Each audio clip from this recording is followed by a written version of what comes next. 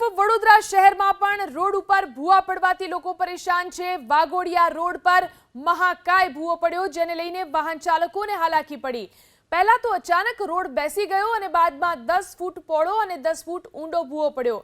ત્યારે વડોદરા કોર્પોરેશને હાલ તો બેરિકેડ લગાવી અકસ્માત રોકવાનો સંતોષ માન્યો છે, પરંતુ ચોમાસાની શરૂઆતથી જ વડોદરા ખડોદરા બની ગયા હોય તેવો સ્થાનિકોનો આરોપ છે। આજે જોઈ શકો છો વાઘોડિયા રોડ પર આટલો મસ્ત મોટો ભૂવો પડ્યો છે, આખો રોડ બેસી ગયો છે। આને કહી શકાય કે વડોદરા શહેર ભૂવા નગરી, વડોદરા શહેર મચ્છર નગરી, વડોદરા ખડોદરા, આ તમામ નામો આ સત્તાધીશોએ 30 વર્ષમાં આપ્યા છે। હમણાં મુખ્યમંત્રી સાહેબ હવે થોડા કડક થયા છે, જોઈએ હવે આ ભૂવામાં કોને કોને સસ્પેન્ડ કરે છે, કયા અધિકારી પર એક્શન લે છે, કેટલો દંડ કરે છે। સમસ્યા તો કાયમી રહે, ટ્રાફિક તો કાયમી રહે જ છે। હવે એક જ રોડ પર અમે ટ્રાફિક ચાલે છે, જોયું તમે। આ ધંધા બંધાવાળા બધા દુકાનવાળાને બધી તકલીફ તો રહેવાની જ છે કાંઈ।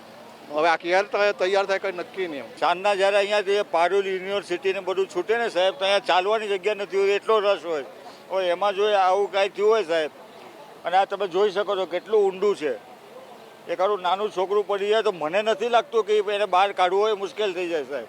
આ બેરિકેડ તમે 8 દિવસ 10 દિવસ આનો કાંઈ કાયમી નિકાલ તો લાગવો જોઈએ ને સાહેબ। હવે આગળની વાત કહું જો ત્યાં તમને દેખાય, હવે ભવિષ્યમાં મને લાગે આવું જ ત્યાંય થવાનું છે।